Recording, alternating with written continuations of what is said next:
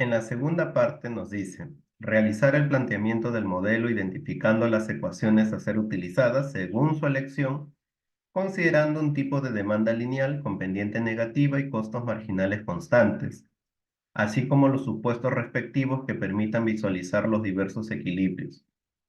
Habíamos hablado en el video anterior, justamente en la parte uno, que elegiríamos el tema de las pollerías. Así que comenzaremos a escribir las ecuaciones que utilizaremos para llegar a los equilibrios de los modelos. Tendremos entonces por un lado a la pollería 1, que será a lo largo del trabajo 1, o sea, la empresa 1, y tendremos a la pollería 2. En tu caso sería pues el hotel 1, hotel 2, o la empresa de turismo 1 y la empresa de turismo 2, etcétera. Ahora, primero necesitamos definir la demanda del mercado. Diríamos demanda del mercado. Para poder determinar la demanda del mercado, lo que podrías hacer es quizás, en el caso de las pollerías, por ejemplo, preguntar a cada negocio cuánto es lo que venden durante 2 o 3 días seguidos, ¿no? Por ejemplo, voy hoy, pregunto, señor, más o menos cuánto ha vendido hoy. Voy a la otra, cuánto ha vendido, sumo y ya tendría un precio y una cantidad. Así durante 3 días o 2 días al menos, y con esos precios y cantidades, lo que podrías hacer es esto. Podrías dibujar una línea totalmente vertical, aquí los ejes, colocar los precios y debe haber una relación inversa entre el precio y la cantidad, teóricamente. Entonces, cuando tú coloques esos datos que hayas recopilado, te debe quedar algo así.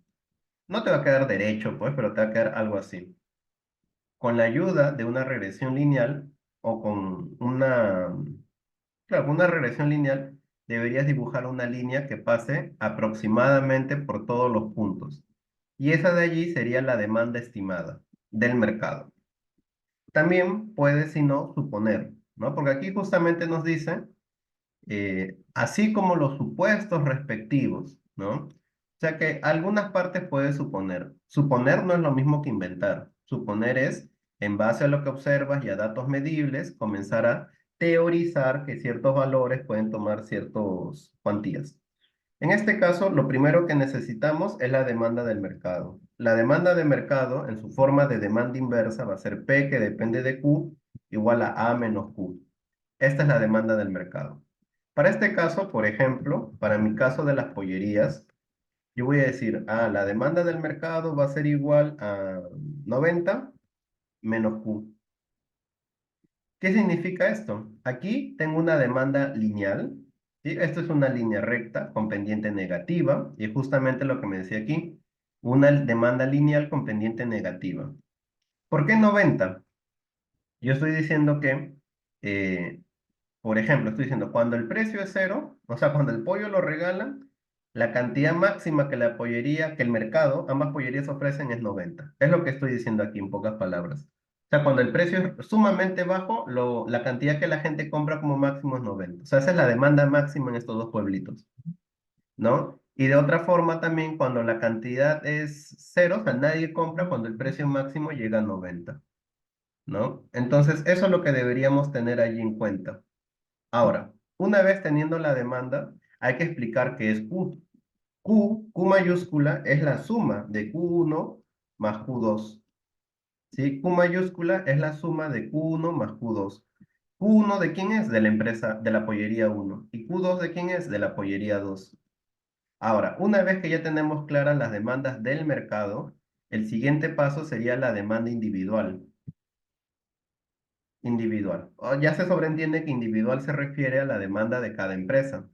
Como dijimos en la parte uno, existe interdependencia, o sea que las decisiones en tanto al precio y cantidad de una empresa afectan a la otra. Entonces diremos, por ejemplo, la cantidad demandada de la empresa uno, ¿de qué depende? La cantidad demandada de la empresa uno depende del precio de esa empresa y del precio de la otra empresa. O sea, lo que venda la pollería uno va a depender de su propio precio, pero también del precio de su rival en el mercado.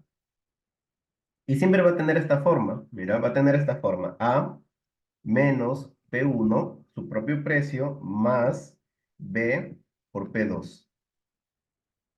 Esta es la forma que debe tener. Esta parte es bastante entendible. Es igual que esto, ¿no? O bueno, acá está como demanda en lugar de demanda inversa, pero es lo mismo.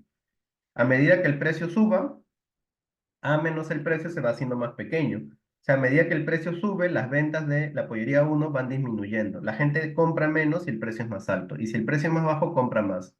¿Y esto de acá? Este es el efecto que tiene la empresa 2 sobre la empresa uno. Entonces, a medida que el precio de la empresa 2 suba, esto se va a hacer más grande y por ende la empresa uno vendería más. O sea, si la empresa 2 se encarece, la empresa uno logra vender mayor cantidad.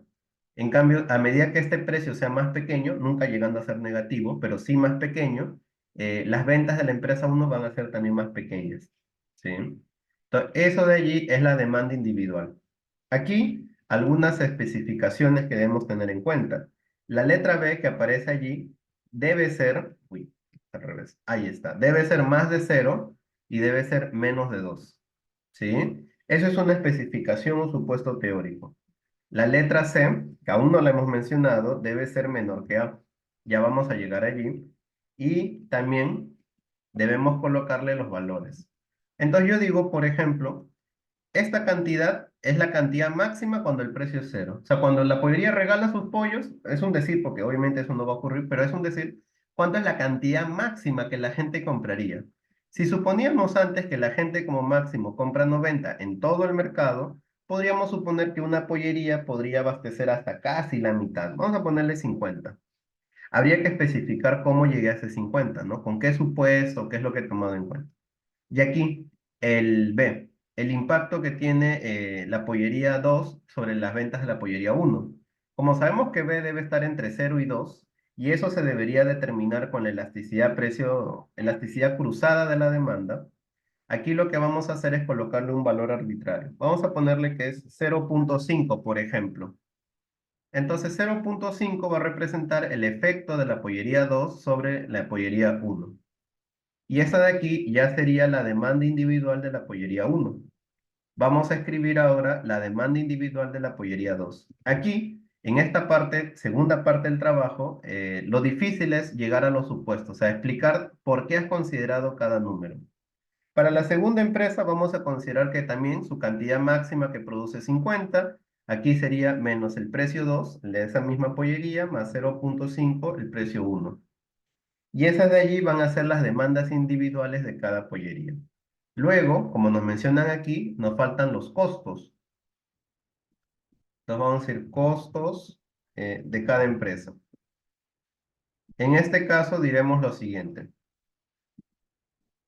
El costo total de la empresa uno depende solo de la cantidad uno. Claro, no tendría sentido que el costo de una empresa dependa de la producción de la otra, ¿no? En este caso no. Entonces, el costo total de la empresa uno depende de la cantidad uno y debería ser de esta manera, C por uno. O sea, un cierto monto por cada unidad producida.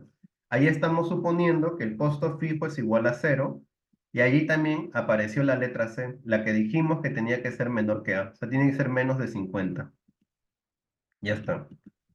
Y haremos lo mismo para la otra empresa. La empresa, el costo total de la empresa 2 por producir la cantidad 2 será también C. No tiene que ser el mismo C por Q2. Ahora, en la pollería uno todo lo que es uno para mí es pollería uno. En la pollería uno yo puedo decir, la pollería uno ahí cuando yo investigue me daré cuenta, diré, pues no. La pollería uno tiene un convenio, supongamos, ¿no? Supongamos esto, que la pollería uno tiene, por ejemplo, compra el pollo a diario, ¿no? Compra el pollo a diario en el mercado. Y ya, pues comprar todos los días a diario como que no le permite reducir mucho sus costos porque un día va hasta más alto, un día va hasta más caro, un día va, hay poco pollo, tiene que pagar de más para conseguir su insumo, entonces, quizás. Y por otro lado, podríamos decir que la pollería 2 por ejemplo, tiene un contrato, ¿no? Un contrato de largo plazo con un distribuidor, con un productor agrícola. No, agrícola no se llama, agrícola es de las plantas, avícola. Tiene un contrato a largo plazo con un empresario avícola. Y este empresario avícola, como ya tiene un comprador fijo para sus pollos, ¿no? La carne de pollo que produce, le cobra menos. Entonces, en lugar de 35 por cada pollo, a la brasa que produce, le cuesta 30 nada más. Entonces no tienen que ser el mismo costo. Lo que sí es que en ambos no hay costo fijo. Solo tengo el costo total que depende únicamente de la cantidad. O sea, si la pollería uno deja de producir, si Q1 vale cero, el costo es cero. Si Q2 vale cero, el costo es cero. Entonces, ahí está. Ahora, dependiendo de lo que hayas elegido, si elegiste, por ejemplo, taxis o imprentas o el dentista, por ejemplo, un dentista puede tener diferentes tipos de costos, porque puede ser que un dentista solo es bachiller, ¿no? Y cobra menos, y el otro es un dentista cirujano especializado y cobra más. Puede ser, ¿no? Allí sería cuestión que expliques. Si elegiste, por ejemplo, el tema de los centros oftalmológicos, quizás uno cobra más y el otro cobra menos porque tiene un convenio con una clínica o con una universidad, en fin. Entonces tendrías que explicar. Ahora, si quieres, también puedes considerar que ambos cobran, ambos tienen el mismo costo, ¿no? Podrías considerar eso, que ambos tienen el mismo costo. Recuerda que esos son, dije cobran, pero está mal, ambos tienen el mismo costo de producción. Estos son costos de producción de cada empresa. O sea, esto no es lo que cobra, no es el precio que cobra, sino los costos de producir. Una pollería, que es mi ejemplo, el mayor costo de producción probablemente es el pollo. Entonces, si yo digo que la pollería uno compra a diario su pollo en el mercado y por ende no tiene tiempo de negociarlo, de buscar mejores precios, pues compra todos los días. En cambio, la otra pollería tiene un contrato de largo plazo con un avícola, entonces, ahí está la diferencia de sus costos, porque a uno le cuesta menos y al otro le cuesta más, ¿no? Muy bien, entonces esa de allí, estos son todos los datos que necesitamos. Eso de allí sería la segunda parte del trabajo.